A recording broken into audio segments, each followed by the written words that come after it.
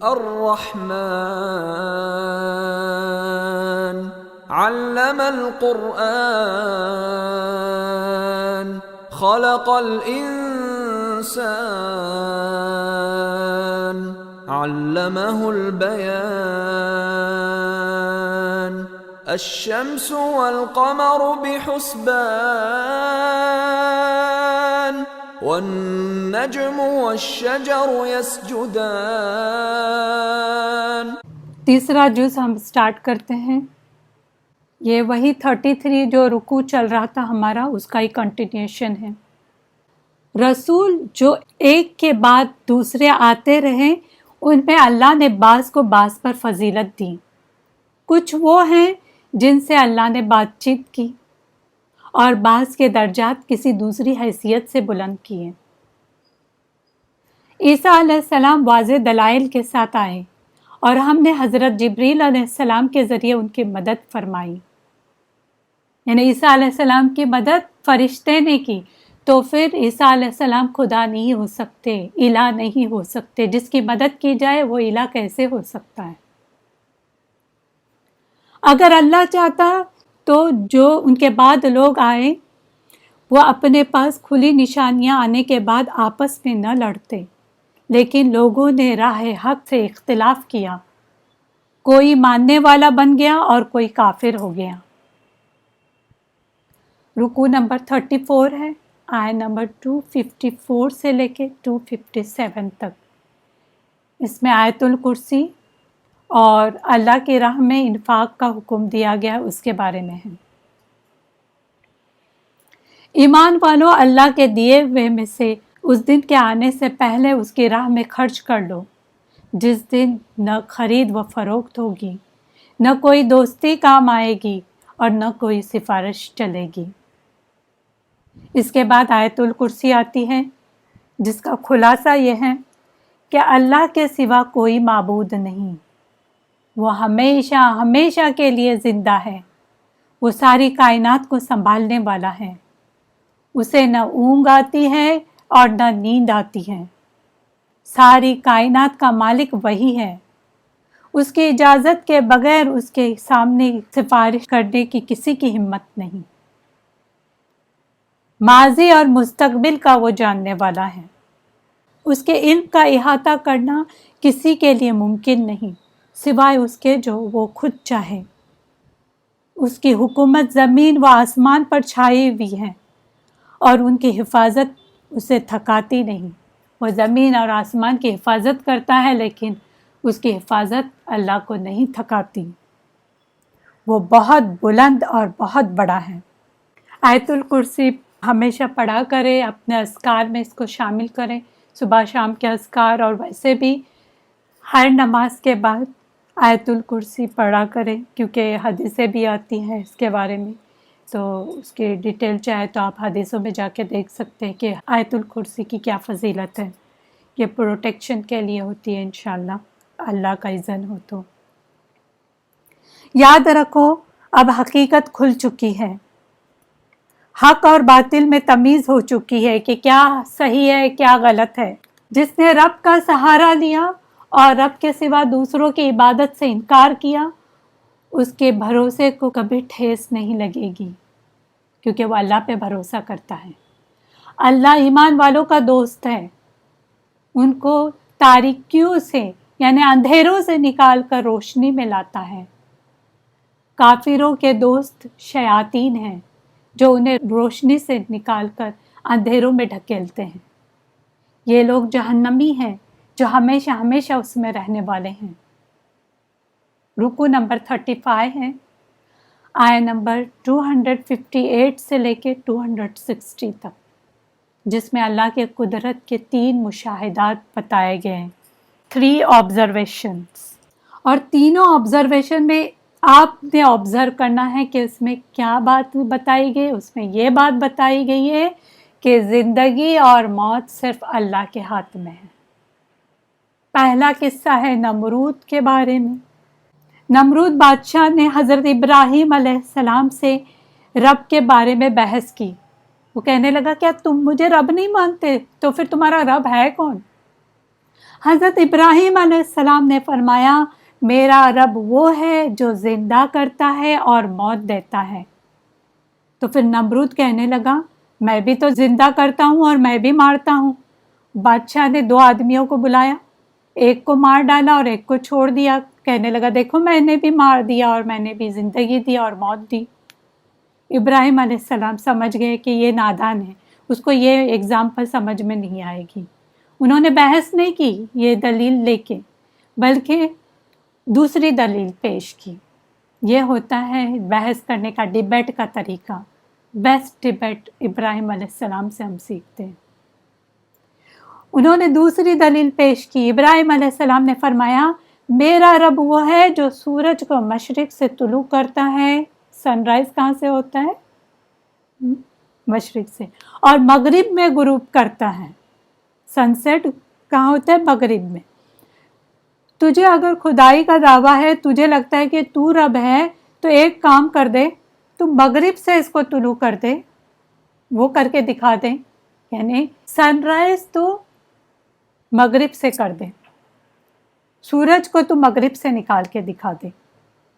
یہ سن کر وہ حیران ہو گیا، نمرود جو بادشاہ تھا وہ حیران پریشان ہو گیا، ششدر ہو گیا۔ پھر اس کے بعد دوسرا واقعہ آتا ہے۔ اس واقعے میں بھی غور کرنے کی بات ہے، جس میں عزیر علیہ السلام کے بارے میں ہے۔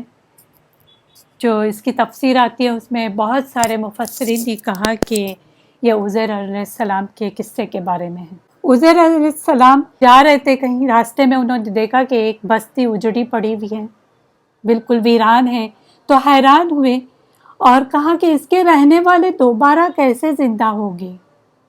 اللہ نے حقیقت سے پردہ اٹھانے کے لیے ان کو موت دے دی، انہی کو موت دی، عزیر علیہ السلام کو، اور اس طرح 100 سال گزر گئے۔ عزیر علیہ السلام کو موت دینے کے بعد 100 سال گزر گئے۔ پھر ان کو زندہ کیا اور پوچھا کہ کتنے دیر مرے پڑے تھے۔ کہنے لگے بس یہی دن، ایک دن یا دن کا کچھ حصہ۔ فرمایا تم 100 سال تک پڑے ہوئے تھے۔ ہماری قدرت کو دیکھو کہ تمہارا کھانا پینا بالکل خراب نہیں ہوا، جو بھی تم کھانے پینے کی چیز ساتھ لے جا رہے تھے سفر میں وہ ویسے کے ویسے ہے، اسپوائل نہیں ہوا، باسا بھی نہیں ہوا ہے۔ لیکن اپنے گدھے کو دیکھو جو تم اپنے ساتھ ڈونکی لائے ہو، گدھا لائے ہو، اس کو دیکھو، اس کی ہڈیاں بھی مٹی ہو چکی ہے، بالکل پوسیدہ ہو چکی ہیں، کیونکہ اللہ کی مرضی، جو چیز چاہے وہ رکھ دے۔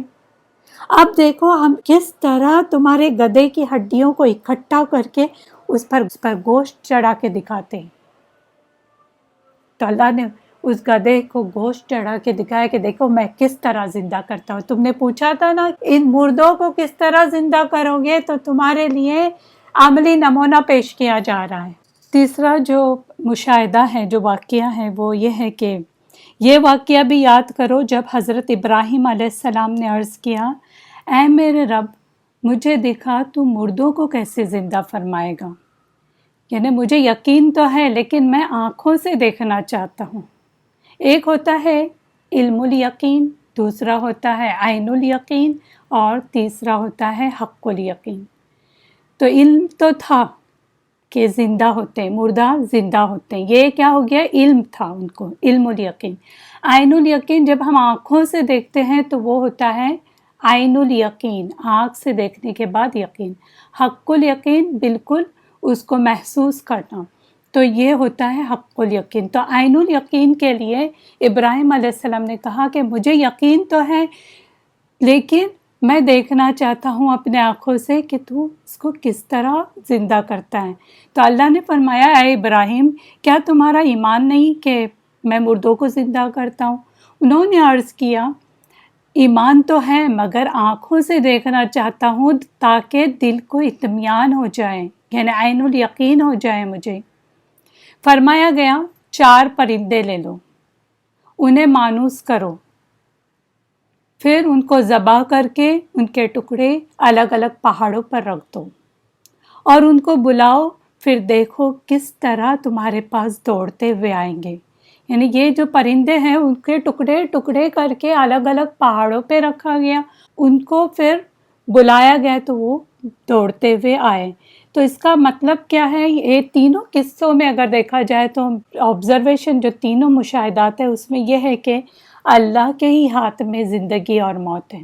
لوگ کہتے ہیں کہ اچھا ہمیں یہ بات سمجھ میں آتی ہے کہ قبروں سے اٹھایا جانا، چلے ٹھیک وہ مانتے ہیں، لیکن ان کا کیا جو جلا کے راکھ کر دیے گئے اور راکھ کرنے کے بعد ہم یہاں وہاں بکھیر دیتے ہیں ان کے ذرات کو، تو یہ بھی دلیل ہے کہ ذرات بکھرے یا کوئی بھی چیز یہاں وہاں ہو جائے اس کو بھی اللہ اس کی قدرت رکھتا ہے کہ اس کو جوڑ کے پھر اسے ویسی شکل دے دیں۔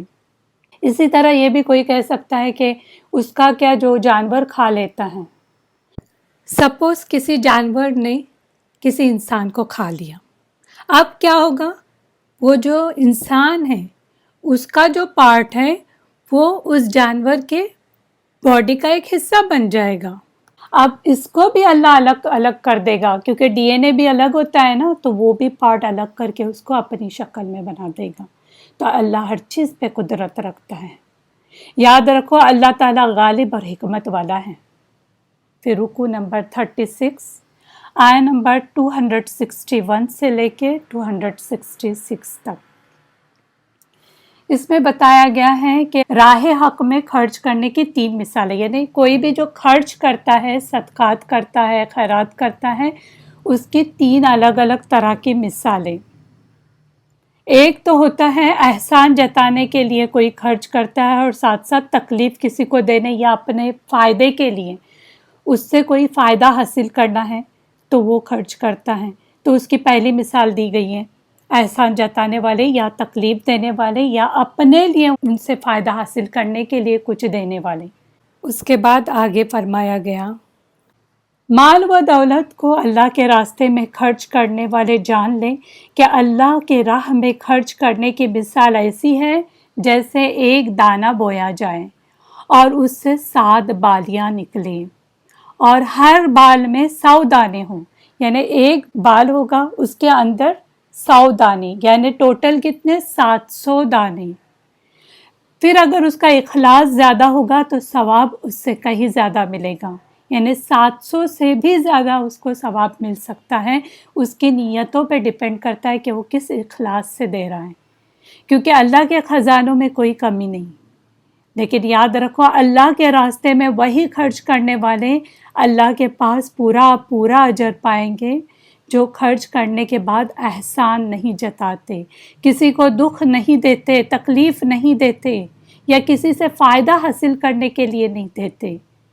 ان کے لیے کسی بھی قسم کا غم نہیں ہوگا، نہ خوف ہوگا۔ اچھی بات کرنا اور درگزر کرنا خیرات کے بعد تکلیف دینے سے کہیں بہتر ہے۔ اس سے بہتر ہے کہ تم اچھی بات کرو اور اس کو لوٹا دو۔ ایمان والوں، احسان جتا کر اور دکھ دے کر، تکلیف دے کر اپنے صدقات کو برباد نہ کرو۔ تو ایک طرح کے لوگ ہوتے ہیں جو احسان جتانے کے لیے، تکلیف دینے کے لیے یا اس انسان سے فائدہ حاصل کرنے کے لیے کسی کو کچھ دے دیتے ہیں۔ دوسرے طرح کے لوگ ہوتے ہیں جو دکھاوے کے لیے دیتے ہیں۔ کوئی بھی صدقات خیرات کرتے ہیں وہ صرف دکھاوا ان کا مقصود ہوتا ہے، اللہ کی رضا نہیں ہوتی۔ تو جو شخص اپنا مال لوگوں کو دکھانے کے لیے خرچ کرتا ہے، اللہ اور آخرت پر ایمان نہیں رکھتا، اور ظاہر ہے ایسا انسان جو دکھاوے کا کام کرنے کے لیے کام کر رہا ہے وہ تو اللہ اور آخرت پہ یقین نہیں رکھتا ہوگا، اس لیے تو اگر آخرت پہ یقین رکھتا تو ایسا کام نہیں کرتا دکھاوے کا کہ مجھے کل حساب دینا ہے اور یہ میرے اکاؤنٹ میں آنا ہے۔ تو ایسے لوگ آخرت پہ اور اللہ پہ ایمان نہیں رکھتے۔ اس کی مثال یوں سمجھو کہ کسی چٹان پر مٹی ہو اور زوردار بارش آئے تو کیا ہوگا؟ وہ ساری مٹی اور بیج جو ہوگی، سیڈ جو ہوگا، اس کو صاف کر کے رکھ دیں۔ اس طرح ایسے لوگوں کے کمائی میں سے ان کے پلے کچھ بھی نہیں پڑے گا جو ایسی چیزیں کرتے ہیں، دکھاوے کا کام کرتے ہیں۔ تیسرے قسم کے جو لوگ ہوتے ہیں خرچ کرنے والے، ان کا مقصود کیا ہوتا ہے کہ اللہ کی رضا چاہنا۔ اس کے برعکس اخلاص کے ساتھ خیرات کرنے والوں کی مثال ایسی ہے جیسے ایک بلند، ایک ہائی پلیس پہ، ہائی مقام پہ، ایک بلند پلیس پہ ایک باغ ہو۔ جب زوردار بارش ہوگی تو اس سے درخت میں دوگنا پھل ہوگا، ڈبل پھل ملے گا اس درخت سے۔ اگر زوردار بارش نہ بھی برسے تو ہلکی ہلکی فوار جو ہے وہ بھی کافی ہے اس کو سرسبز کرنے کے لیے یا پھل دینے کے لیے۔ گویا دل میں اخلاص ہوگا تو تھوڑی خیرات بھی بڑا ثواب حاصل کرنے کے لیے کافی ہوگی، یہ یاد رکھو۔ ایمان والو، تم میں کون یہ بات پسند کرے گا کہ اس امید پر اپنی ساری عمر باغ لگانے میں وہ صرف کر دے، اسپینڈ کر دے، اپنی ساری لائف اس میں اسپینڈ کر دے کہ وہ باغ اچھا پھلے پھولے، اس کی پیداوار بڑھاپے میں کام آئے گی، اس حساب سے وہ لگایا ہے اس نے۔ لیکن جب بڑھاپا آ جائے اور بچے ابھی چھوٹے چھوٹے ہوں تو باغ پر آگ کا بگولا آ پڑے اور وہ دیکھے کہ سارا باغ جل کر ویران و برباد ہو گیا ہے۔ یہی حال اس انسان کا ہے جو ساری عمر دکھاوے کی نہیں کیا کرتا رہا اور سمجھتا رہا کہ آخرت میں کام آئیں گے، لیکن جب آخرت کا دن آئے گا تو دیکھے گا کہ اس کے دکھاوے کی ساری خیرات بیکار ہو گئی، اس کا کوئی فائدہ نہیں ہوگا۔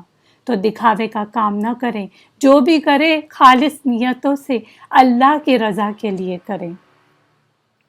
37 نمبر رکوع ہے، آیا نمبر 267 سے لے کے 273 تک۔ اس میں اللہ کی راہ میں کیسے خرچ کریں وہ بتایا گیا ہے۔ ایمان والوں، اپنی تجارت اور زمینی پیداوار یعنی جو اناج وغیرہ تم اگاتے ہو، زمینی پیداوار میں سے اللہ کے راستے میں خرچ کرو، اور جو ردی مال تم خود لینے کو تیار نہیں ہو وہ اللہ کے راستے میں دینے کا ارادہ نہ کرو کہ تم خود بھی نہیں لینا چاہتے، ایسا ردی مال کسی کو نہ دو۔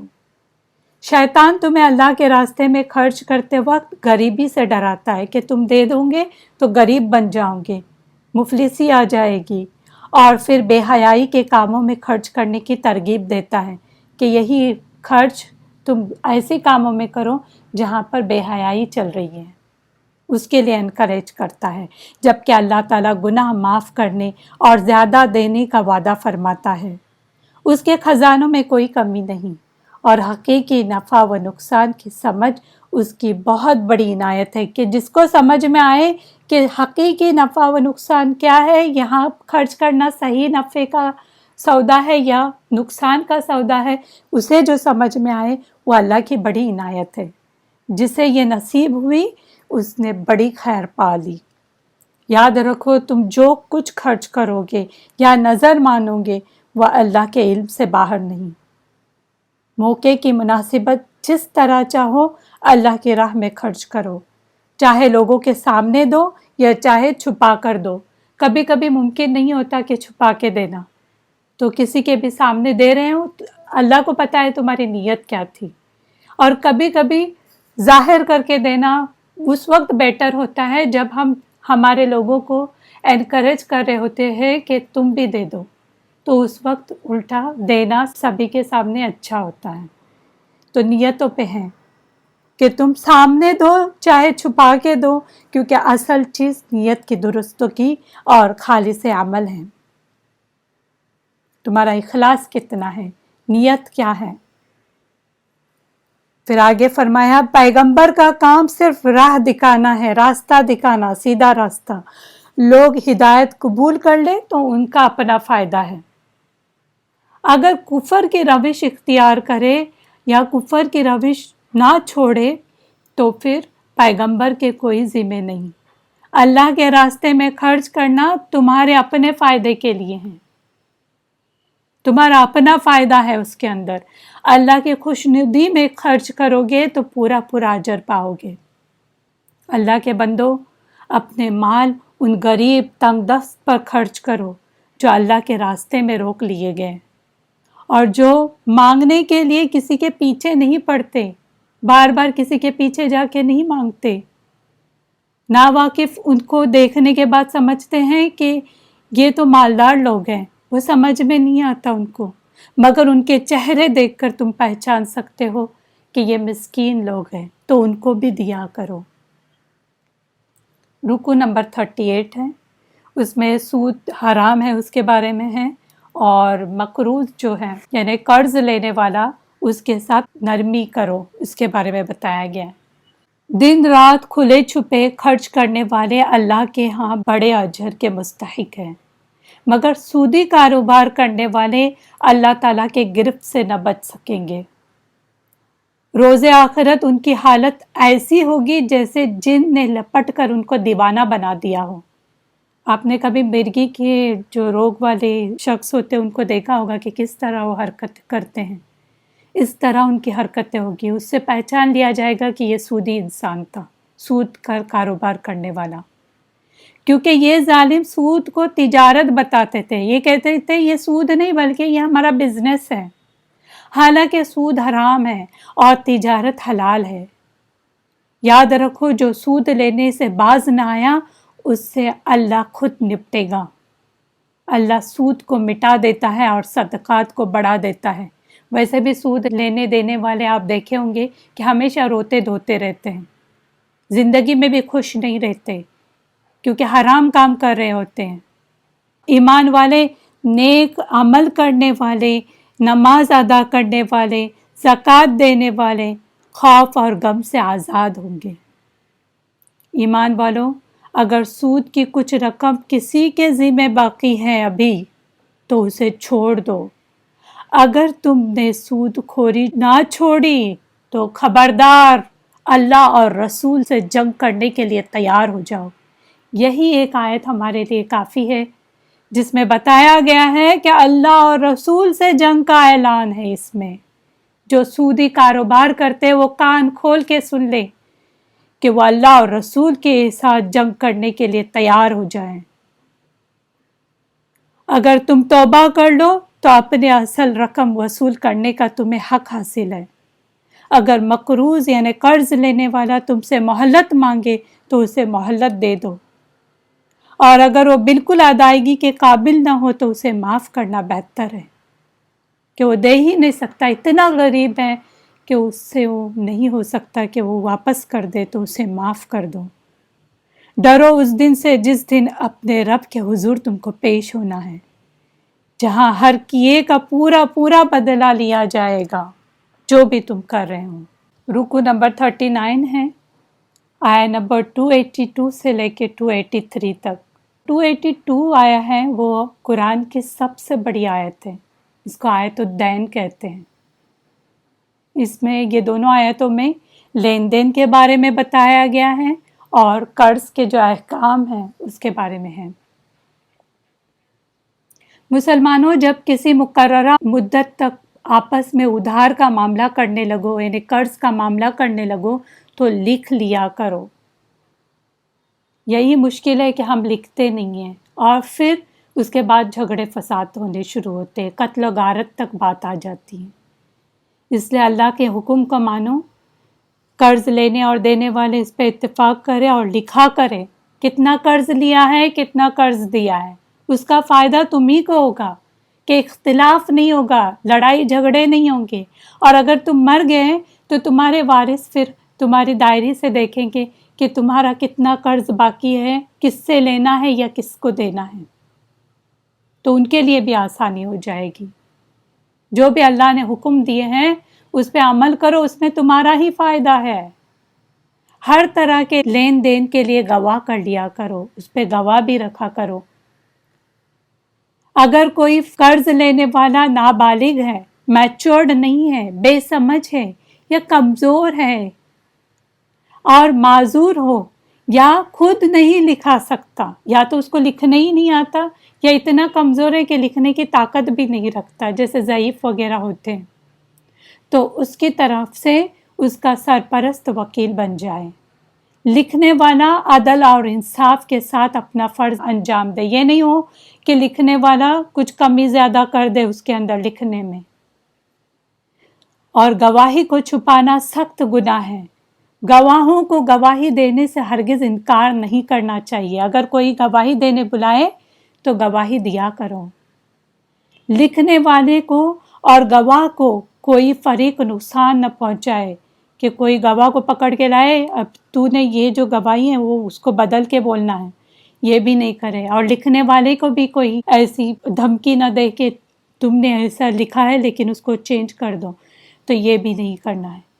اگر 2 مرد گواہ نہ مل سکیں تو 1 مرد اور 2 عورتیں گواہ بن جائے، جو بھی لکھائی ٹپائی ہے اس کے لیے بھی گواہی کی ضرورت ہے۔ 2 عورتیں اس لیے کہ ایک اگر بھول جائے تو پھر دوسری اس کو یاد دلا دے، کیونکہ عورتیں اکثر بھولتی ہیں، اس لیے 2 عورتیں کہا گیا ہے۔ 1 مرد اور 2 عورتیں، وہ بھی چل سکتا ہے۔ سفر کی حالت میں کوئی لکھنے والا نہ ملے۔ اب سفر کی حالت میں ہے، انسان کچھ لکھنا چاہتا ہے، لین دین کا کاروبار ہے، کچھ کرنا چاہتا ہے، تو کوئی چیز گروی رکھے، جیسے مارگیج ہوتا ہے، وہ رکھ کر اس کا قبضہ قرض دینے والے کو دے دے کہ یہ چیز میں یا تو سونا یا کوئی بھی چیز تمہارے حوالے کرتا ہوں، جب میں قرض واپس کر دوں تو میرا سونا یا جو میں نے کچھ رکھا ہوا ہے وہ مجھے واپس کر دینا۔ یاد رکھو گروی رکھی ہوئی چیز مالک کی ہے، جس نے گروی رکھی ہوئی ہے، قرض لینے والا ہے، اس کی وہ چیز ہے جو گروی رکھی ہوئی ہے، تو اس کو استعمال نہیں کرے۔ قرض دینے والے کے لیے جائز نہیں کہ مقروض کی طرف سے قرض ادا کرنے کے بعد اس کی واپسی سے انکار کر دے۔ اب وہ قرض لینے والا ہے، اس نے قرض واپس کر دیا، اب اس کا جو رکھا ہوا گروی مال ہے وہ بھی واپس کرنا ہے قرض دینے والے کو۔ وہ یہ نہیں کرے کہ اپنے پاس ہی رکھے کہ میں قرض بھی لے لوں اور پھر وہ گروی رکھی ہوئی چیز بھی لے لوں۔ رکو نمبر 40 ہے، اور یہ رکو نمبر 40 سورہ البقرہ کے لاسٹ رکو میں آتا ہے۔ تو یہاں پر سورہ البقرہ فنش ہو رہی ہے، یہ آیہ نمبر 284 سے لے کے 286 تک آئے گی۔ سورہ کا آغاز دین کے بنیادی تعلیمات سے فرمایا گیا، جو ہم نے شروعات میں الف لام میم ذالک الکتاب، اس میں کیا تھا؟ دین کی جو بنیادی تعلیمات تھی وہ تھی۔ سورت کا اختتام بھی انہی امور کے ذکر سے ہو رہا ہے، جو بیسک ہے، بنیادی جو چیزیں ہیں اس سے۔ یاد رکھو زمین اور آسمان کی ہر چیز کا مالک اللہ تعالیٰ ہے۔ تمہاری کوئی کھلی یا کوئی بھی چھپی ہوئی بات اس سے مخفی نہیں، چھپی ہوئی نہیں۔ اور تم سے ایک ایک چیز کا حساب لے گا، پھر جسے چاہے وہ معاف کر دے اور جسے چاہے وہ سزا دے دے۔ اب یہ آگے کی جو 2 آیت آ رہی ہے 285 اور 286، یہ آمن الرسولو سے شروع ہو رہی ہے۔ اس کے بارے میں آتا ہے کہ جو شخص رات کو سورہ البقرہ کی جو آخری 2 آیات ہیں وہ پڑھ لے تو اس کے لیے کافی ہو جائے۔ یہ بخاری میں بھی اور دوسرے بھی حدیثوں میں آتی ہے۔ اب کافی ہو جائے، کس چیز سے کافی ہو جائے، وہ الگ الگ مفسرین نے الگ الگ تفسیر کی ہوئی ہے، کہ شیطان سے کافی ہو جائے، کسی بھی شر سے کافی ہو جائے، تو الگ الگ تفسیر ملے گی۔ لیکن عادت ڈالے کہ رات کو سونے سے پہلے ایٹ لیسٹ آپ سورہ البقرہ کی جو لاسٹ 2 آیتیں ہیں اس کی تلاوت کریں، اس کو یاد کرنے کی کوشش کریں۔ اگر یاد نہیں ہے تو پڑھ پڑھ کے یاد ہو جائے گی، ڈیلی اگر پڑھیں گے تو انشاءاللہ یاد ہو جائے گی۔ اور اس کے کئی فضیلتیں بھی ہیں، جادو وغیرہ کا بھی اثر نہیں ہوتا ہے، اور بھی کئی فضیلتیں آتی ہیں، تو اس کو کوشش کریں کہ آپ اس کو یاد کریں۔ اب اس کا جو مطلب ہے اس کا خلاصہ کرتے ہیں۔ رسول صلی اللہ علیہ وسلم اور ایمان والے اپنے رب کی طرف سے آئی ہوئی ہدایت پر ایمان رکھتے ہیں۔ ان سب کا اللہ پر، فرشتوں پر، آسمانی کتابوں پر، رسولوں پر ایمان ہے۔ ایمان والے سب رسولوں کو مانتے ہیں، ایک بھی رسول کا انکار نہیں کرتے۔ ان کا قول یہ ہے کہ ہم نے حکم سنا اور فرما برداری کی، سمعنا و اطعنا۔ الہی ہم تجھ سے مغفرت مانگتے ہیں، ہمیں معاف کر دے، ہم تیری طرف لوٹ کر جانے والے ہیں۔ مسلمانوں یاد رکھو، ہر شخص پر ذمہ داری اس کی حیثیت کے مطابق ہے۔ اللہ تعالیٰ کسی کو بھی اس کی طاقت سے زیادہ تکلیف نہیں دیتا۔ جو نیکی کمائے گا نیک پھل پائے گا، جو کوئی بدی سمیٹے گا اس کی سزا وہی بھگتے گا۔ ایمان والو، رب سے دعا کرو، اے ہمارے رب، ہماری بھول چوک پر ہمیں نہ پکڑ۔ اے ہمارے مالک، ہم پر وہ بوجھ نہ ڈال جو تو نے پہلے لوگوں پر ڈالے تھے۔ اب پہلے لوگوں پر، جیسے پہلے لوگوں پر کیا تھا، جو پہلے ہم سے امت تھی ان کے لیے مشکلات بہت ساری تھی، جیسے بچھڑے کی انہوں نے جب پوجا کی تھی تو ان کی توبہ صرف استغفر اللہ سے، جیسے ہم استغفار کر لے اللہ سے معافی مانگے تو ہماری معافی ہوتی ہے، تو ویسے نہیں تھا، بلکہ ان کا حکم یہ تھا جنہوں نے بھی بچھڑے کی پوجا کی تھی ان کو قتل کیا جائے۔ اتنی سخت ان کے لیے سزا تھی۔ پھر ان کے لیے قصاص تھا، لیکن ان کے لیے دیت نہیں تھی، یعنی دیت یا معافی کی صورت نہیں تھی۔ کسی نے قتل کیا تو کمپلسری تھا کہ اس کو بھی قتل کیا جائے۔ یہ نہیں تھا جیسے ہمارے شریعت میں کیا ہے کہ اگر کوئی معاف کر دے اس کا وارث تو وہ معافی ہو سکتی ہے یا دیت دے دے، تو پھر یہ والی چیزیں ان کے شریعت میں نہیں تھی، پہلی شریعت میں۔ اور ایون اگر کوئی بھی غلاظت لگتی تھی ان کے کپڑوں کو یا کہیں پہ بھی اگر پیشاب وغیرہ لگ جاتا تھا تو صاف کر کے وہ پاک نہیں ہوتا تھا، بلکہ اتنا ٹکڑا ان کو کاٹ کر نکال دینا پڑتا تھا۔ اور ایون غنیمت کا جو مال تھا ان کے لیے حرام تھا، اور بھی کئی چیزیں تھیں جو ان کے لیے مشکل تھی۔ لیکن ہم یہاں دعا کر رہے ہیں اور ہماری شریعت میں ساری آسانی کر دی گئی ہے الحمدللہ، کہ اے اللہ ہم پر وہ بوجھ نہ ڈالنا جو تو نے ہم سے پہلے لوگوں پر ڈالے تھے۔ اے پروردگار، جس بوجھ کا اٹھانے کی ہم میں طاقت نہیں ہے وہ ہم پر نہ رکھنا، ہم سے درگزر فرما، ہمیں بخش دے، ہم پر رحم فرما۔ اللہ ہی دعا سکھا رہے ہیں، دیکھیں دعا کیسی مانگی جائے وہ بھی اللہ سکھا رہے ہیں، کیسے مغفرت کی جائے وہ بھی اللہ سکھا رہے ہیں۔ ہم پر رحم فرما، تو ہی ہمارا مولا ہے، کافروں کے مقابلے میں ہماری مدد فرما، آمین۔ تیسری صورت قرآن کی آتی ہے سورہ آل عمران۔ آل عمران کا کیا مطلب ہے؟ عمران کا خاندان، فیملی آف عمران۔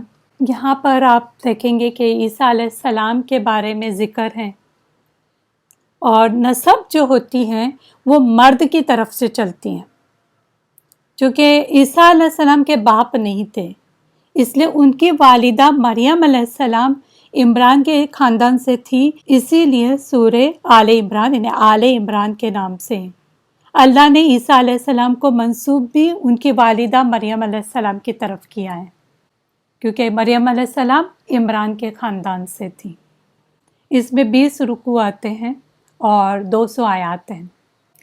اس سورہ میں الگ الگ مضامین آئے ہوئے ہیں، ٹاپکس ہیں، جیسے نصارہ کے مین ٹاپک جو ہے نصارہ کے بارے میں۔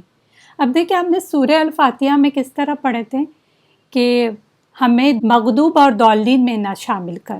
مغضوب زیادہ تر مفسرین نے کہا ہے کہ وہ یہود ہیں، تو یہود کے بارے میں ہم نے سورہ البقرہ میں پہلے پڑھے، اوکے۔ اب دوسرے بچتے ہیں ضالین، ضالین ہے نصارہ، تو پہلے مغضوب کے بارے میں ہم پڑھے، اب ضالین کے بارے میں پڑھ رہے ہیں، نصارہ کے بارے میں، جنہیں کوئی علم نہیں اور علم کے بغیر بھٹک رہے ہیں۔ ایک بات آپ نوٹ کریں، سیکوینس دیکھیں آپ، سورہ فاتحہ میں پہلے کیا آیا؟ مغضوب کے بارے میں، اور پھر بعد میں ضالین کے بارے میں۔ تو مغضوب کون؟ یہود۔ تو یہودیوں کا زیادہ پارٹ آپ نے سورہ البقرہ میں پڑھا، تو فرسٹ سورہ کون سی آئی؟ سورہ فاتحہ کے بعد سورہ البقرہ، جس میں ہم نے یہودیوں کے بارے میں پہلے پڑھا۔ اب نیکسٹ کون ہے؟ ضالین۔ سورہ فاتحہ میں دیکھیں لاسٹ میں کون آتا ہے؟ نیکسٹ والا ضالین۔ تو ضالین یعنی کون؟ جو کرسچن ہیں، عیسائی ہیں، ان کے بارے میں۔ تو اب یہ آل عمران جو آئی ہے وہ نیکسٹ آئی ہوئی ہے، جس میں زیادہ تر حصہ کرسچن لوگوں کے بارے میں ہے، عیسائیوں کے بارے میں ہے۔ سبحان اللہ، آپ دیکھیں گے ہمارے پاس اتنا ٹائم نہیں ہے یہاں پر کہ پوری ڈیٹیل میں جائے کون سا سیکوینس کب آتا ہے، کیوں آتا ہے، اللہ نے یہاں پر یہ بات کیوں کہی، وہ تو ہم اپنے مفہوم قرآن جو بہت ڈیٹیل چل رہی ہے اس کے اندر ہم انشاءاللہ دیکھیں گے۔ لیکن بہت غور کرنے کی چیز ہے کہ اللہ نے ایک ایک ورڈ بھی قرآن میں اور ایک ایک بات بھی قرآن میں ایسی بتائی ہے کہ اس میں سیکوینس ہے، ربط ہے، کنیکشن ہے، اور چنے چنے ورڈز ہیں۔ انشاءاللہ کبھی وقت ملے گا تو اس پر بھی ہم ڈسکس کریں گے، لیکن اب یہ جو سیریز ہے اس کے اندر ڈسکس نہیں کیا جا سکتا۔ اوکے، تو نصارہ یعنی ضالین کا ذکر، اور انہیں دعوت اسلام اس کا خاص موضوع ہے کہ ان کو دعوت دی گئی ہے اسلام کی۔ اس میں کئی دعائیں آپ کو ملے گی ربی ربنا سے، اور اس کے علاوہ مسلمانوں کو اتحاد و اتفاق یعنی یونٹی اس کی تلقین کی بھی ہے۔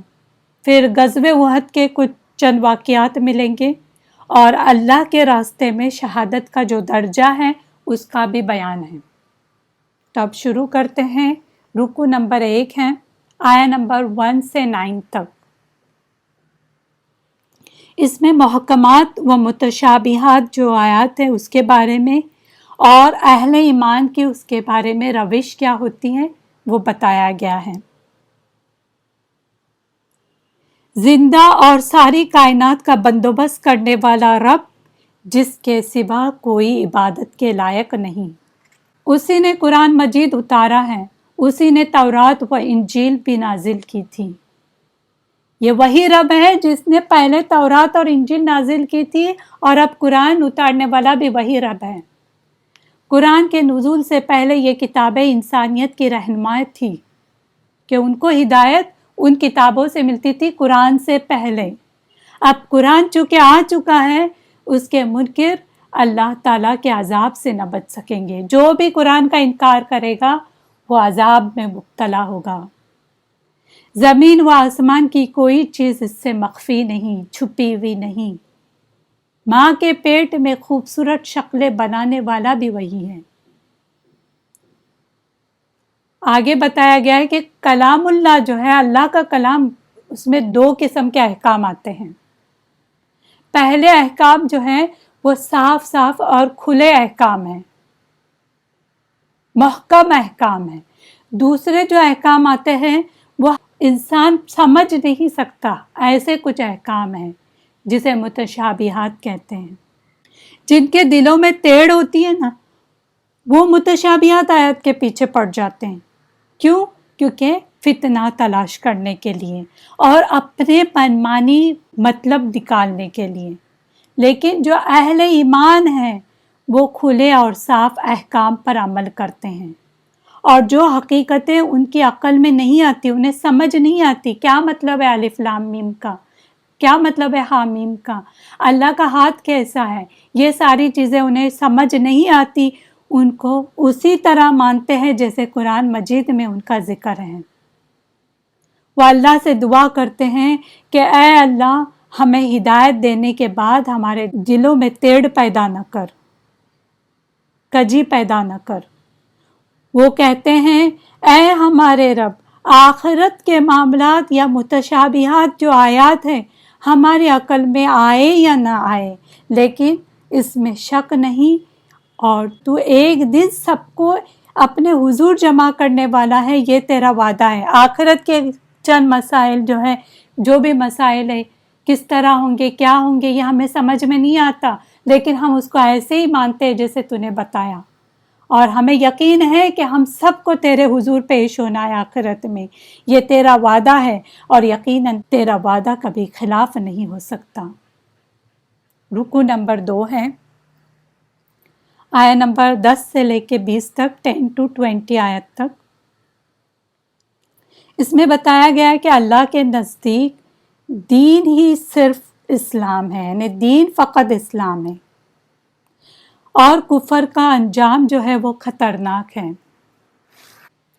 جو لوگ اللہ کی باتوں کا جان بوجھ کر انکار کرتے ہیں وہ بالآخر اپنے گناہوں کے نتیجے میں پکڑ لیے جائیں گے۔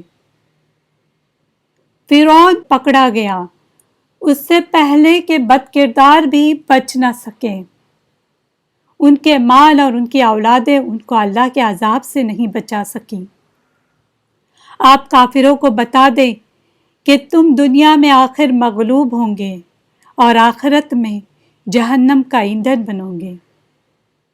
جنگ بدر کا نتیجہ تمہارے سامنے ہے کہ 313 لوگ جن کے پاس کوئی ساز و سامان نہیں تھا، ایسے ایمان والے اپنے سے کئی گنا بڑی فوج کے مقابلے میں کامیاب ہو گئے۔ اللہ جس کو چاہتا ہے اس کی مدد فرماتا ہے۔ آگے بتایا کہ مومن اپنے بے صرف و سامانی اور کفار کے مال و دولت سے غمگین نہ ہو کہ ان کے پاس دولت نہیں ہے اور کفاروں کے پاس بہت ساری دولت ہے، اس سے دکھ نہ کرے، اس سے غمگین نہ ہو۔ اصل دولت ایمان و عمل کی دولت ہے۔ ویسے بھی یہ ساری دولتیں کیا ہے؟ ٹیمپرری، عارضی ہے۔ وہاں جو دولت ملنے والی ہے وہ پرماننٹ ہے۔ اگر یہ حاصل ہے، ایمان کی دولت حاصل ہے، تو دنیاوی سر و سامان خود بخود حاصل ہو جائیں گے۔ ایمان والوں کی کامیابی کا دار و مدار اس پر ہے کہ وہ صبر کرنے والے، سچ بولنے والے، فرما بردار، اللہ کے راہ میں خرچ کرنے والے اور راتوں کو اٹھ اٹھ کر رب سے بخشش مانگنے والے ہیں۔ آگے بتایا کہ اللہ کی شہادت، فرشتوں کی شہادت اور علم والوں کی شہادت، یہ تینوں شہادتیں اعلان کر رہی ہے کہ اللہ کے سوا کوئی بھی معبود نہیں اور وہ عدل و انصاف پر قائم ہے۔ انسان کو پہلے دن سے ایک ہی دین دیا گیا تھا اور وہ ہے دین اسلام۔ آدم علیہ السلام سے لے کر پہلا ہی دین جو سب سے پہلے ہی دین چلا آ رہا ہے وہ دین اسلام ہی دیا گیا تھا۔ پہلی آسمانی کتابوں کے جھوٹے نام لینے والے اپنی ناجائز غرض کی وجہ سے ان کے خاطر اسلام میں شبہات، شک و شبہات پیدا کیے ہیں۔ یہ لوگ سزا سے نہیں بچ سکتے۔ آپ ان تک حق بات پہنچا دیں، یہ نہ مانیں گے تو اللہ ان سے نپٹ لے گا۔ آپ اعلان کر دیں کہ آپ خود اور آپ کے ماننے والے اسلام پر قائم ہیں۔ یہ لوگ اگر اسلام پر ایمان لے آئے تو ہدایت پائیں گے، اگر وہ لے آتے ہیں، ایمان لاتے ہیں تو پھر ہدایت پر ہیں۔ اگر نہ مانے تو آپ کا کام صرف حق بات کو پہنچا دینا ہے۔ غم نہ کریں، اداس نہ ہو، بس ہمارا کام کیا ہے؟ حق کو پہنچانا۔ باقی کا کام ان پہ چھوڑ دیں، اللہ دیکھ لے گا۔ رکو نمبر 3 ہے، آیہ نمبر 21 سے لے کے 30 تک۔ اس میں علماء یہود کی جو روش ہے اس کے بارے میں بتایا گیا ہے اور کفر کا انجام کیا ہوگا وہ بتایا گیا ہے۔ بلا شبہ اللہ کی آیات کا انکار کرنے والے رسول اور اولیاء اللہ کے قاتل دردناک عذاب کے مستحق ہوں گے۔ یہ لوگ دنیا و آخرت میں دونوں جگہ بے یار و مددگار رہیں گے، ان کا کوئی مددگار نہیں ہوگا۔ علماء یہود جس کتاب کو کتاب الہی مانتے ہیں اور اس پر عمل کے مدعی تھے، وہ لوگ جب انہیں اسی کتاب پر عمل کرنے کی دعوت دی گئی تو صاف پھر گئے۔ وہ کہتے تو ہیں کہ ہم آسمانی کتاب پہ، تورات پہ، انجیل پہ، اس پہ یقین رکھتے ہیں، لیکن جب ان سے کہا جاتا ہے کہ اس پہ عمل کرو تو اس وقت وہ کیا کرتے تھے؟ اس سے پھر جاتے تھے۔ عمل کا جب وقت آتا تھا تو پھر جاتے تھے، صرف زبانی دعوے تھے۔ تو یہ کیوں کہا جا رہا ہے ہمیں؟ کیا آج مسلمان ایسے نہیں ہیں جو صرف زبانی دعوے کرتے ہیں لیکن عمل کا وقت آتا ہے تو پھر جاتے ہیں، عمل کرنا نہیں چاہتے؟ بہرحال کیونکہ اللہ کے احکام پر عمل کرنا ان کے نفسانی خواہش کے خلاف تھا۔ ان کی جھوٹی دینداری نے ان کے دلوں میں یہ گمان پیدا کر دیا کہ ہم تو بہرحال نجات پا ہی جائیں گے، کسی نہ کسی طرح ہم جہنم سے نکل کے جنت پہ جانے ہی والے ہیں۔ حالانکہ اللہ کا قانون یہ نہیں دیکھے گا کہ کون کس نسبت سے تعلق رکھتا ہے، کون کس خاندان سے ہے۔ جس کا عمل جیسا ہوگا ویسے ہی نتیجہ اسے پیش آئے گا۔ عزت و ذلت، حکومت دینا یا حکومت چھیننا، رات کی تاریکی اور دن کا اجالا، زندگی سے موت اور موت سے زندگی بخشنا، سارے کے سارے تمام کے تمام امور اللہ کے ہاتھوں میں ہیں۔ یہ تمام جہانوں کے مالک کا کام ہے، اللہ ہی کا کام ہے۔ وہ جسے چاہے بے حساب رزق عطا کریں۔ آگے کہا گیا، ایمان والوں کافروں کو اپنا دوست، اپنا مددگار، اپنا سرپرست نہ بناؤ۔ ایک بات یاد رکھیں، اس کا مطلب یہ نہیں کہ ان کے ساتھ برا سلوک کرو اور ان کے ساتھ بالکل بات چیت نہیں، بزنس نہ کرو، یہ مطلب نہیں ہے۔ اس کا مطلب یہ ہے کہ دینی معاملات میں ان کو اپنا مددگار نہ بناؤ، کیونکہ دین کے معاملے میں کوئی بھی کمپرومائز نہیں ہوگا۔ اب دیکھیں، کوئی بھی ریلیجن والا ہو، وہ کیا کہے گا کہ جو تمہارے دوست ہیں دوسرے ریلیجن والے، دوسرے مذہب والے، ان کے ساتھ اچھے رہو، لیکن دین کے معاملے میں کمپرومائز نہیں کرو۔ ہر ایک کوئی یہی کہے گا۔ اسی طرح یہ بتایا گیا ہے کہ دین کے معاملے میں ان کو سرپرست نہ بناؤ یا دوست نہ بناؤ، لیکن بزنس وغیرہ ان کے ساتھ کی جا سکتے، ایون ان کے ساتھ اچھا سلوک کرنے کے لیے بھی کہا گیا ہے۔ آپ حدیث اور قرآن کے آگے آیت دیکھیں گے کہ اس میں بھی بتایا گیا ہے کہ ان کے ساتھ اچھا سلوک کرو، ان کے ساتھ انصاف کرو۔ تو یہ نہیں کہا گیا ہے کہ ان کے ساتھ اچھا نہ رہو۔ دین کے معاملے میں ان کو دوست نہیں بنایا جائے گا، نو کمپرومائز۔ لیکن جو بھی لوگ دین کے معاملے میں ان کو دوست بنائیں گے، ان کے بارے میں آگے بتایا گیا، ایسا کرنے والوں کا اللہ کے ساتھ کچھ تعلق نہیں، مگر یہ کہ ان کے شر سے کسی طرح بچاؤ مقصود ہو۔ خوب یاد رکھو، اللہ تمہارے ارادوں اور نیتوں سے پوری طرح باخبر ہے۔ قیامت کے دن تمہارا ہر اچھا اور برا عمل تمہارے سامنے لایا جائے گا، جو بھی تم نے کیا ہوگا، اچھا عمل بھی اور برا عمل بھی۔ دیکھنا، آج کوئی غلط قدم اٹھا تو کل پچھتاؤ گے، اس لیے آج کوئی غلط قدم نہ اٹھاؤ، ورنہ آگے پچھتاوا ہوگا۔ اللہ تعالیٰ بہت پہلے ہی آنے والی عذاب سے ڈرا رہا ہے کہ آگے کیا عذاب آنے والا ہے، پہلے ہی وارننگ دی ہوئی ہے۔ تو یہ نہیں کہو کہ ہمیں پتہ نہیں تھا۔ رکو نمبر 4 ہے، آیا نمبر 31 سے 41 تک، جس میں بتایا گیا ہے کہ حضور صلی اللہ علیہ وسلم کی اطاعت کے بارے میں، اور حضرت زکریا علیہ السلام، حضرت یحییٰ علیہ السلام اور مریم علیہ السلام کے کچھ واقعات آئیں گے۔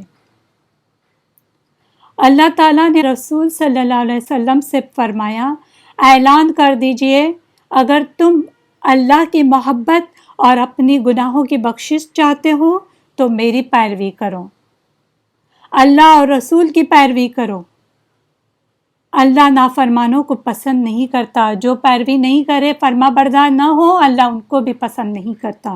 اللہ تعالیٰ نے آدم علیہ السلام، نوح علیہ السلام، ابراہیم علیہ السلام اور عمران کے خاندان کو چن لیا، اپنی رسالت کے لیے چنا ہے ان کو۔ یہ سب ایک دوسرے کی اولاد ہیں۔ یہ واقعہ قابل ذکر ہے کہ جب عمران کی بیوی نے نظر مانی کہ جو بچہ میرے پیٹ میں ہے وہ اللہ کے لیے وقف کر دوں گی۔ یہ عمران کی بیوی یعنی مریم علیہ السلام کی ماں نے نظر مانی تھی۔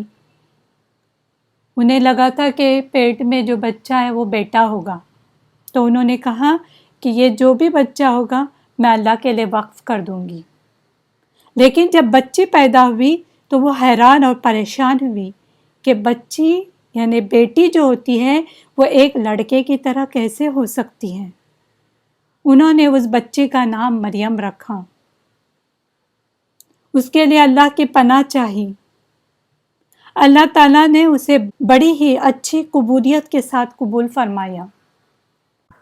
جب مریم علیہ السلام پیدا ہو گئے تب ان کی ماں نے ایک دعا کی تھی۔ وہ دعا کیا تھی پتہ ہے؟ انی اعیذھا بک وذریتھا من الشیطان الرجیم، جس کا مطلب یہ ہے میں اسے اور اس کی اولاد کو شیطان مردود سے تیری پناہ میں دیتی ہوں، یعنی اللہ کی پناہ میں دیتی ہوں۔ جسے بھی بچہ ہو تو وہ یہ دعا پڑھا کریں۔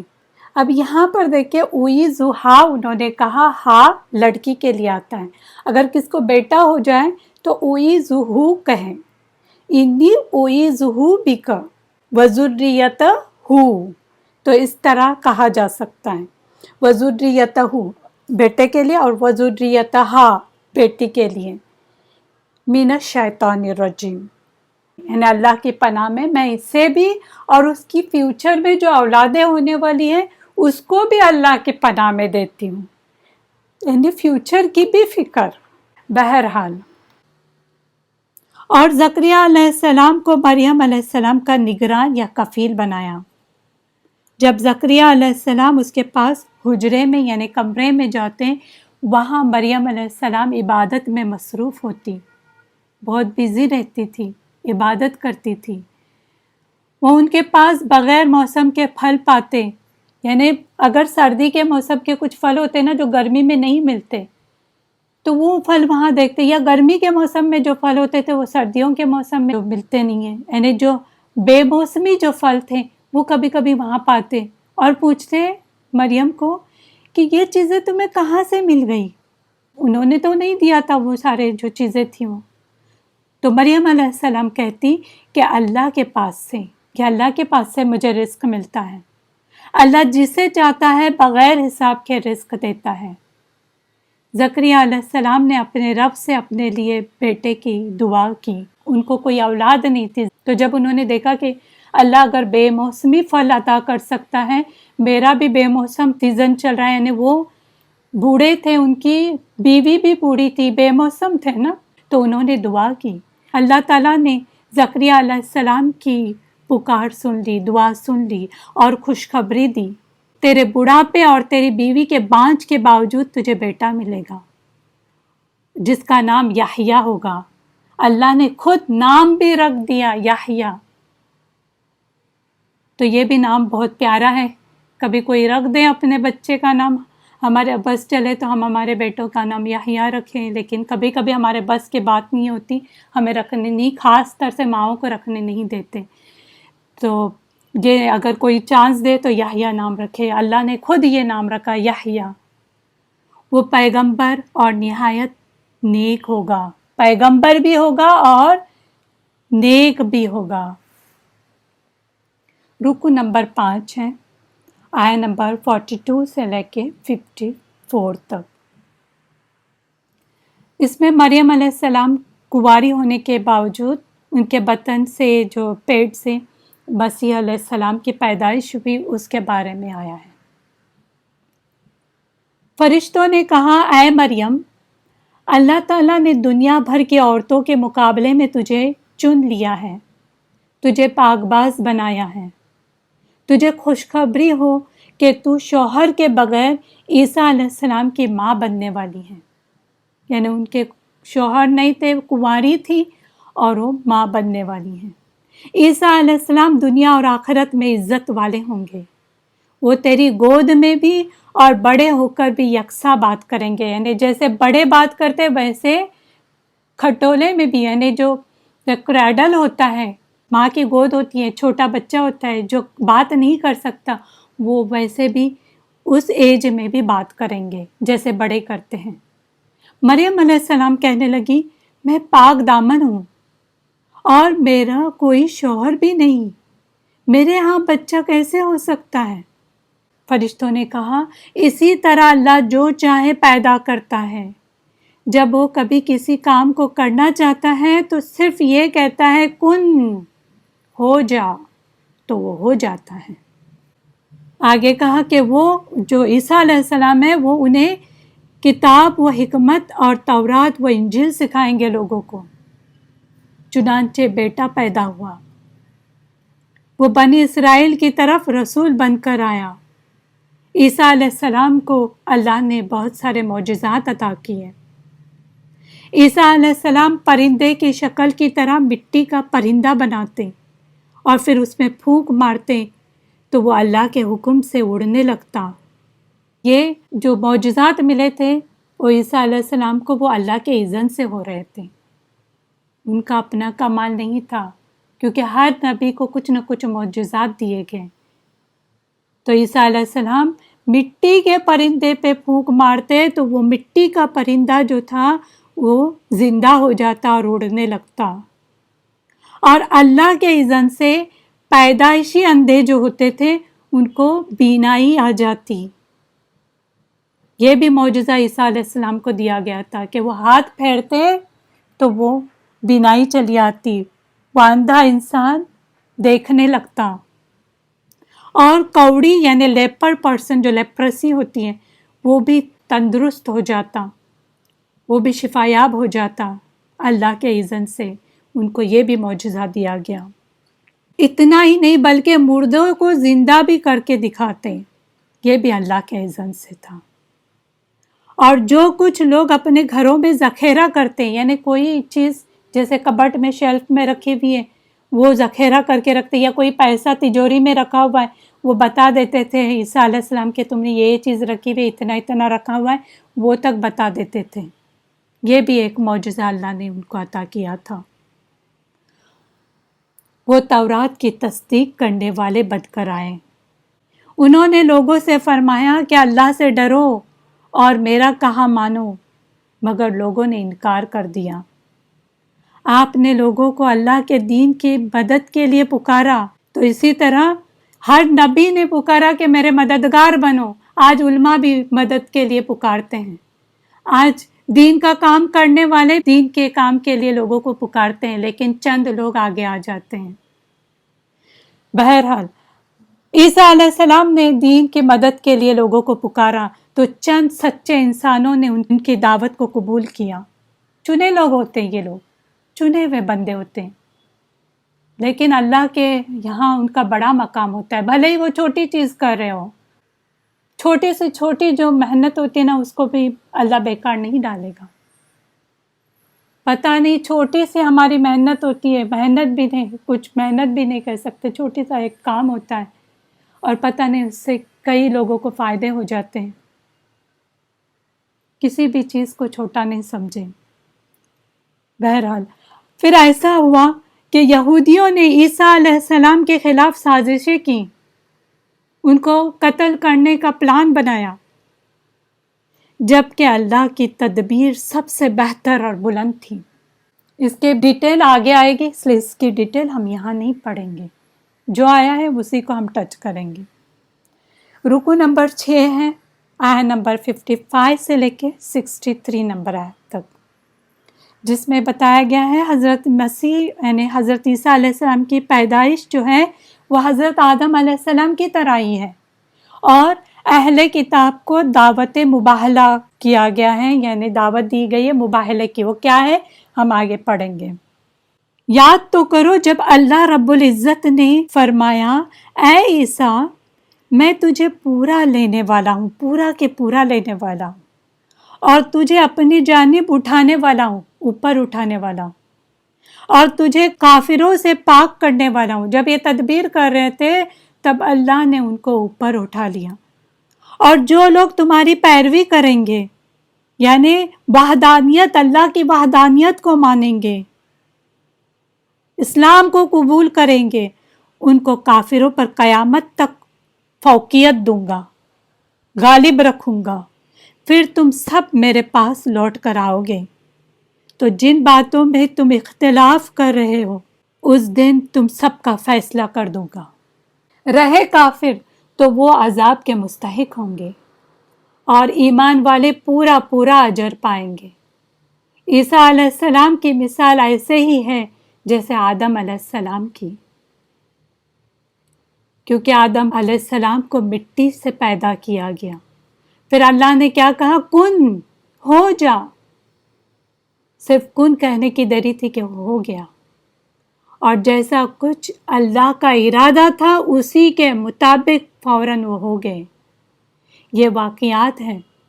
پھر جو شخص آپ سے جھگڑا کرے اس سے کہہ دو کہ میرے پاس عیسیٰ علیہ السلام کے انسان ہونے کے علم و یقین موجود ہے، میرے پاس علم بھی ہے اور یقین بھی ہے میرا کہ عیسیٰ علیہ السلام انسان تھے، وہ اللہ یا اللہ کا بیٹا نہیں۔ اگر تم بھی ان کی خدائی کے لیے ویسے ہی علم و یقین رکھتے ہو تو آؤ مباہلہ کرے، یوں فیصلہ کر لیں کہ ہم دونوں فریق میدان میں نکلے۔ اب مباہلہ کیا ہے؟ دونوں فریق ایک دوسرے کے اوپر لعنت کرے، اگر کوئی جھوٹا ہے تو اس پر لعنت ڈال دیں، یہ ہوتا ہے مباہلہ۔ تو یوں فیصلہ کر لیں کہ ہم دونوں فریق میدان میں نکلے اور اپنے اپنے بیٹوں کو، اپنی اپنی عورتوں کو بلا لیں اور خود بھی شریک ہو جائیں اس میدان میں، پھر عاجزی کے ساتھ اللہ کے سامنے التجا کرے کہ ہم دونوں میں سے جس کا دعویٰ جھوٹا ہے تو جھوٹوں پر اللہ کی لعنت، جو جھوٹ بول رہا ہے اس پہ اللہ کی لعنت ہو۔ لیکن جب بلایا گیا تو وہ لوگ نہیں آئے میدان میں۔ رکو نمبر 7 ہے، آیا نمبر 64 سے لے کے 71 تک۔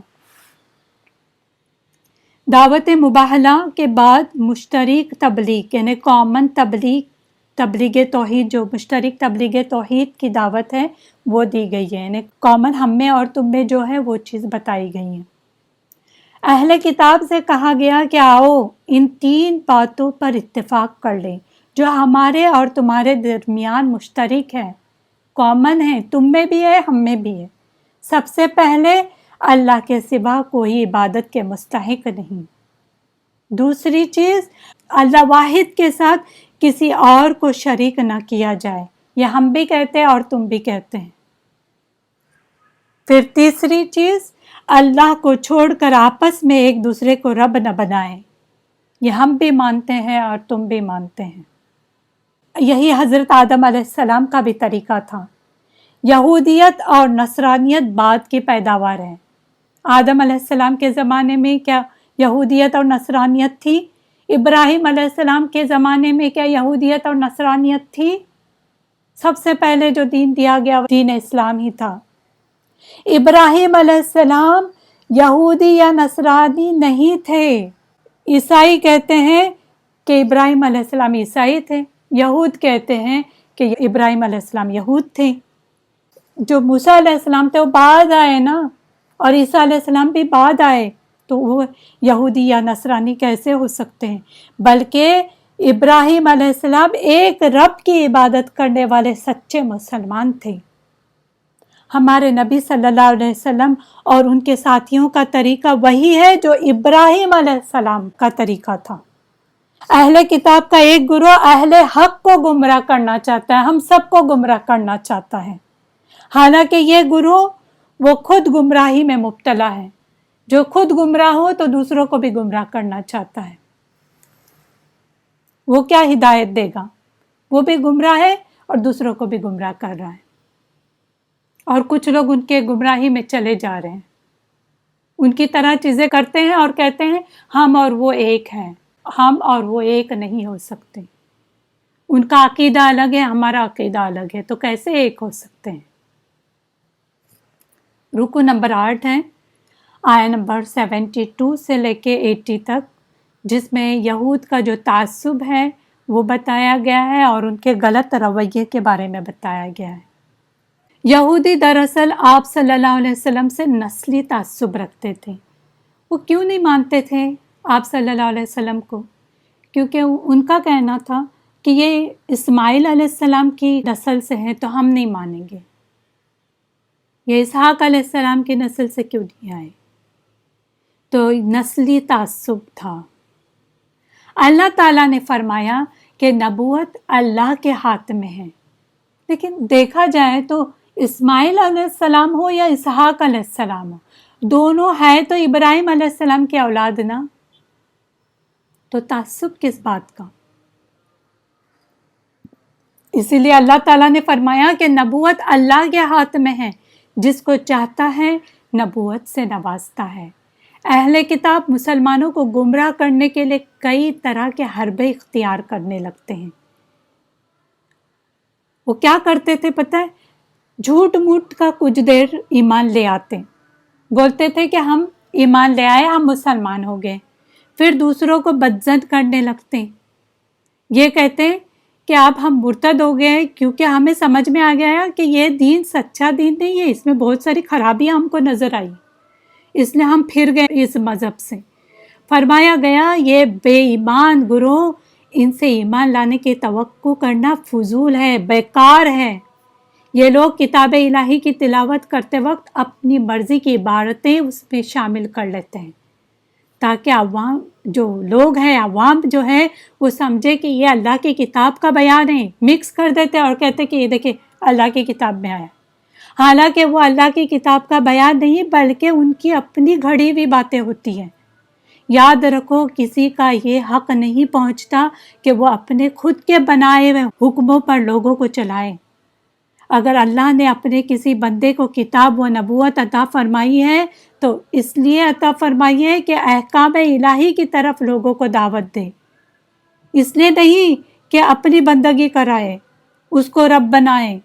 تمہیں کیا ہو گیا ہے کہ دین قبول کرنے کے بعد کفر کی روش اختیار کر رہے ہو؟ تیسرے پارے کا رکو نمبر 9 ہے، آیا نمبر 81 سے لے کے 91 تک، اور یہ لاسٹ رکو آئے گا، اور یہ پارے کا یہاں پر اینڈ کریں گے، تھرڈ پارے کا۔ اس میں تمام انبیاء کا دین ایک ہی ہے یہ بتایا گیا ہے، اور یعنی اسلام تھا، سارے نبیوں کا دین ایک ہی تھا، اسلام۔ تو یہی ٹاپک ہے اس کے اندر۔ یاد تو کرو اللہ نے انبیاء علیہ السلام کو کتاب و حکمت عطا فرمانے کے بعد ان سے عہد لیا تھا کہ جب بھی میرا رسول تمہاری تصدیق کرنے والا بن کر آئے تو تم اس پر ایمان لانا اور اس کی مدد کرنا۔ چنانچہ اللہ کے تمام نبی ایک ہی دین کی طرف بلانے والے تھے، وہ ایک دوسرے کی تصدیق کرنے والے تھے، سبھی کا دین ایک ہی تھا، دین اسلام تھا۔ سبھی نے ایک ہی عقیدے کی دعوت دی تھی، ایک ہی توحید کی دعوت دی تھی، اور جب اللہ کا دین ایک ہی ہے اور وہ اسلام ہی ہے تو سب کو اسے قبول کرنا لازم ہے۔ جو اسلام کے سوا کوئی اور دین تلاش کرے تو ہرگز وہ قبول نہیں کیا جائے گا اور آخرت میں خسارہ پانے والا ہوگا۔ جو کوئی ایک پیغمبر کو مانتا ہے اور دوسرے کا انکار کرتا ہے وہ گویا پورے سلسلے ہدایت کا انکار کر رہا ہے۔ ایسے لوگ اللہ اور فرشتوں اور تمام لوگوں کی لعنت کے مستحق ہیں، ان سے عذاب ہلکا نہیں کیا جائے گا، لیکن جو مرنے سے پہلے توبہ کر لے اور اصلاح کر لے اپنی، تو بے شک اللہ معاف کرنے والا ہے۔ بے شک جو لوگ اپنے ایمان لانے کے بعد کفر کرے پھر کفر میں بڑھ جائیں ان کی توبہ ہرگز قبول نہ کی جائے گی، یہی لوگ گمراہ ہیں۔ بے شک جو لوگ کفر کرے اور مرتے دم تک کافر رہیں، ان میں سے اگر کوئی زمین بھر سونا فدیے میں دے تو اسے قبول نہیں کیا جائے گا۔ ایسے لوگوں کے لیے دردناک عذاب ہے اور ان کا کوئی مددگار نہیں ہوگا۔ الحمدللہ ہم نے یہاں پر تیسرا پارہ کمپلیٹ کیے۔